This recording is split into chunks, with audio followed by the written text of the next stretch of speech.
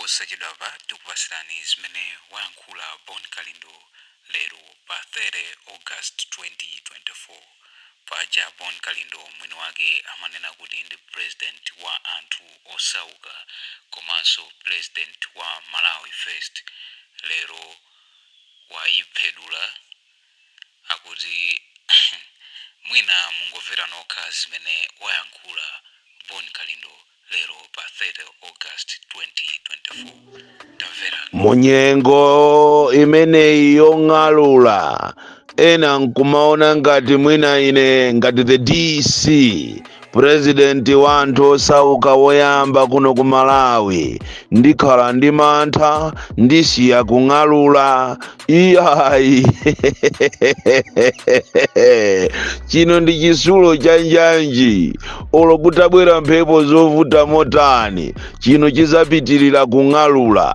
Kodi tu munthu ukamayima pa chilungamo anthu ambiri amakuda, ukamayima pa chilungamo umazondedwa. Ndipo ine ndimadziwa kuti ndili ndi adani amene amafunisisa kuti amve kuti ine ndamwalira, komanso ndimathokoza kwambiri kuti ndili ndi anthu amene amandisapota, amene amandipempherera kuteko ine kukhala moyo pakana lero. Ndi anthu iniyo Amalawi akufuna kwabwino amene mmandipempherera, ndipo ine sinzakukhumudisani, ndizayima pa chilungamo. Wina afune asafune kung'alula kuzapitirirabe, ndipo ndimakondwera kwambiri ndikamanena chilungamocho, chifukwa ine ma issues amene ndimachita raise amakhala very true, factual, osakhala zongosema iyayi. Tikamanena kuti kunja kuno kuli ma activist afeki amene anangobwera muzina la activist koma iwo ndi afeki, basi ali busy kumakuombera boma m'manja ndi cholinga kuti aziyapasa ndalama.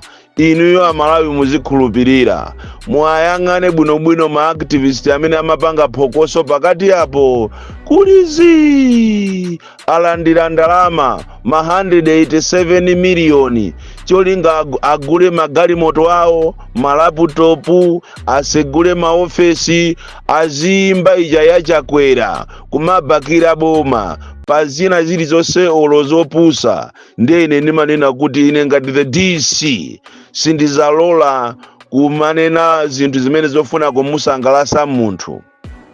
Sindizalola kumapanga maaudio ochitira back mediocrity. Ine ndizayima pa chilungamo ndipo ndizaphedwa ndi chilungamocho, kapena ngati kuli kumangidwa ine ndizamangidwa chifukwa cha chilungamocho poganizira mavuto amene akukumana nawo Amalawi. Mwachisanzo kuja kumatchedwa kulimbi kunsika wa limbi, anthu akuzunzidwa kopsa ndi apolisi limodzi ndi asite, anthu akuyala malonda awo ndi mantha kumabwera apolisi ndi kumaamenya muziko lawo lomwe.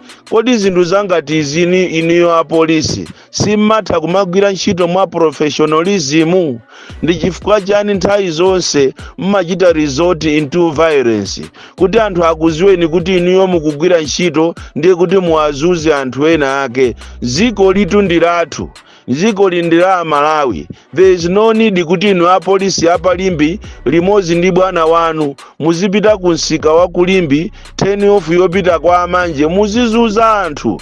Pamene popo anthu amalonda akuzunzika kwambiri. Azimayi amene amatenga ndalama za ngongole kufinka ndi magulu osiyanasiyana kugula zinthu zawo kuti mwina adyese mafamily awo, koma inu mukupita ndikumakalanda zinthu zawo. Kodi inuyo asite kapena inuyo ku Ministry of Local Government simmakhala ndi ma meeting ndikuona mmene ziko likuyendera, kuona mmene chuma chikuyendera, kuona mmene Amalawi akuzunzikira? Pena pake simmakhala ndi umunthu ndikumaganiza kunena kuti kodi munthu amene iyi ogulisa majumbo mukumuzuza, ogulisa sapato zache mukummanga, ogulisa ujene mayunisi omwewa mukuwamanga, kodi cholinga chanu ndi chani? Ansomba akuzunzika kopsa kunsika wa limbi, kuzunzika ngati ziko lindi lobwereka. Tikanakupempha ninu apolisi ngati muli ndi ukali wanu muziyang'ana ku maofesi kwanuko. chifukwa ngati kuli munthu uso omvesa chisoni ndiwe wa polisi.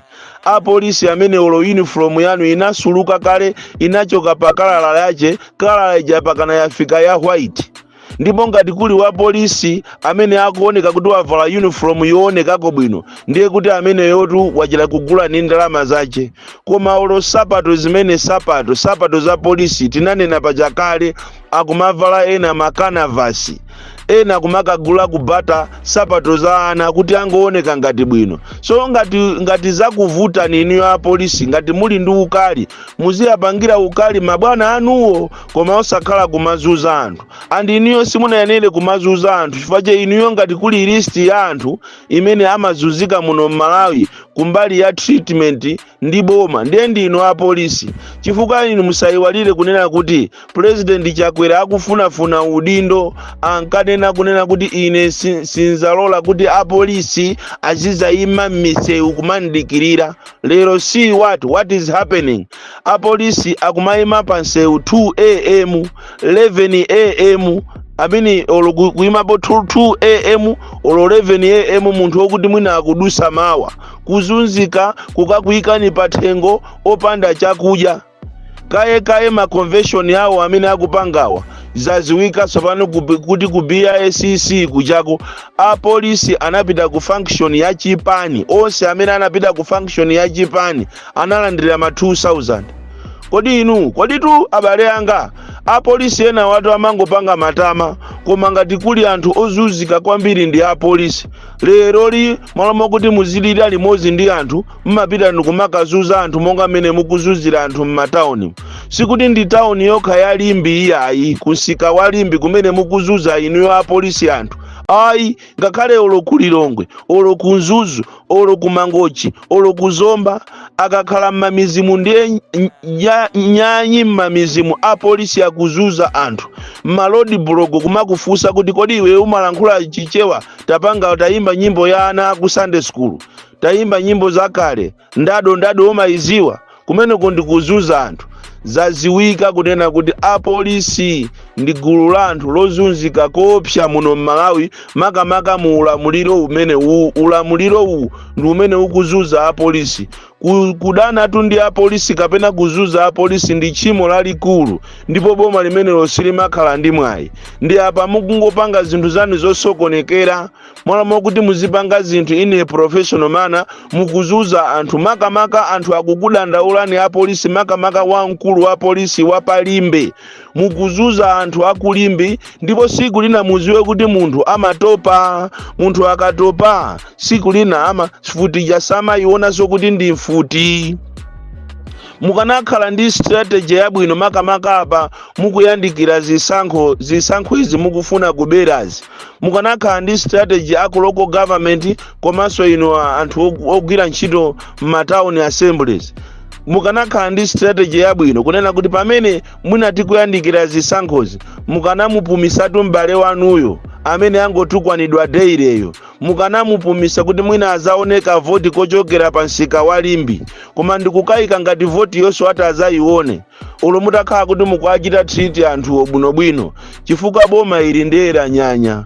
Ndiye mukupanga ma strategy anu obera, ndipo Amalawi akuziwa, ndipo timuthokoze Mulungu kuti china chilichonse akupanga akuchionesa, akuchibweresa pa mbalambanda. Ino taonani kani yomwe ya ma ID, mukapita kusalima boma la Salima, anthu amene apita kuti akatenge ma ID yawo akumapeza kuti zina ndi lomwero koma nkhope siwo. Information ili kuseri koso yosiyana. Zinthu ndayi zina mukamapanga mukamaba mwaphuma, mukamaba osakhala ndi strategy yabwino, osakhala ndi plani, zinthu zambiri zimalakwika. Kusalima anthu akulandira ma ID zina lokhalo lawo nkhope koma yosiyana. Kodi tu Malawi muno tikamanena kuti mukupanga za chinyengo, sikuti timangonena timakhala kuti tili ndi ma facts. Posachedwa pompano ndinalengeza kunena kuti ino anthu ochokera ku Tcholo, kwa Vumbwe, Mulanje, Palombe, Zomba, Samalirani, kuli manjanjawidi amene akumanyamula anthu kumaba anthu kuchokera madera amene wakumapita nawo kumpoto. tithokoze apolisi akwavumbwe agwira mabasi amene mmathawisidwa anthu, kuwathawisa anthu ataba anthu kuti azipita nawo kumpoto, imene imatchedwa kuti human trafficking. Ndi zimene zikuchitikatu kuziko kuno. Kodi tikamanena kuti mpolisi mwalimo ena anthu amene amagwira ntchito so professionally alimo ndithu, koma zimangovuta kuti tili ndi boma limene lilibenso welfare ya polisi, chifukwa mkwiyo winawo mwina ukubwera chifukwa cha amene apolisi akulandira treatment yawo. Bola ati mwina mukati muziyamana zovalazo, koma mwina ndikumapasa salary, koma inu salary ndi salary mukampase munthu wokuti anapita ku sukulu wa degree, kukampasa munthu nditu salary 27,000 increment zona, pomwe inu mukulandira mamiliyoni komanso kuba nkati. Nkhaza zina zitu zikupangika chifukwa cha treatment imene apolisi mmapereka kwa anthu anu. Makamaka inu mabwana mulibe nthawi yokhala ni meeting ndi president wanu ndikuona kuti kodi apolisi wakuzunzika motani. Mukafuna kuwapachira mmagalimoto mmapachira ngati ni nkhumba. Kaye amene amapangisa training ku PTS mmango anamiza kuti muziyapasa ma allowance. Training yonse imathapo opanda olo allowance. Olo kumukweza munthu, mmamukweza munthu amene waphunzisidwayo, koma amene akuphunzisayo osamukweza iya. Chimozimozinso kuche ni ku immigration munatenga anthu amene ndi mastafu ngati madriver, magadi, ulendo nawo kuntakataka kukaphunzisa. Nthawi ija kuna mwalira munthu kuja, koma pakana lero anthu amene ajawo salary yawo ndi yomweyo, training anapanga palibe polo kwakweza maudindo alipompa jabe, ndipo olo uniform alibe ya immigration. Mmaganiza bwanji m'maofesimo? Kodi nanga mmaziputira chani kuti muzikhala m'maudindo osiyana-siyana mukuziwa kuti ndinu anthu ankhanza, anthu amene mulibe chidwi, boma la anthu okuba, chimene mukuziwa inu ndikuba basi, mulibepo at least mulibe mtima oti muzathandiza anthu amene akuzunzika muno m'Malawi. Ngati kuli boma limene lazuza Malawi kwa nthawi yoyamba mu history, ndiye ndi boma ilitu la Tonse Alliance la Sasukali, ili banja la Tapoli. Tonse Alliance mosogozana ndi Chakwera, amene lero anena ichi mawa anena ichi. Nkhani ya chilungamo ndiyonena kuti boma ili lalephera, akanakhala ena akanangochita resign, chifukwa tu apapa ndiye chiseko chakupananitu. Olo mutani zinthu zakuvutani, ndipo nkhani ya mafuta ndiye yavuta kopsa muno m'Malawi, chifukwa ena akuitengera nkhani pa ngongo, koma chilungamo chacho nchonena kuti Malawi muno zavutamo. Ndipo akulu ena amene amayang'anira za mafuta, ngakhale contract yawo inachita expire pa 23 August paja, koma akugwirabe ntchito nkuluyo. Tikunena tizi mopanda mantha, tikunena kuti nkulu amene amayang'anira bungwe la mafutalo agent contract aje inachita expire kale, koma chifukwa boma ili ndilopanda dongosolo akugwirabe ntchito. Bon Kalindo, the DC, mwana woopsa kwambiri. Ulo mutakonza ziwembu zosiyana-siyana, koma chino ndi choopsa kwambiri, chizakhalapo ndipo chilipo.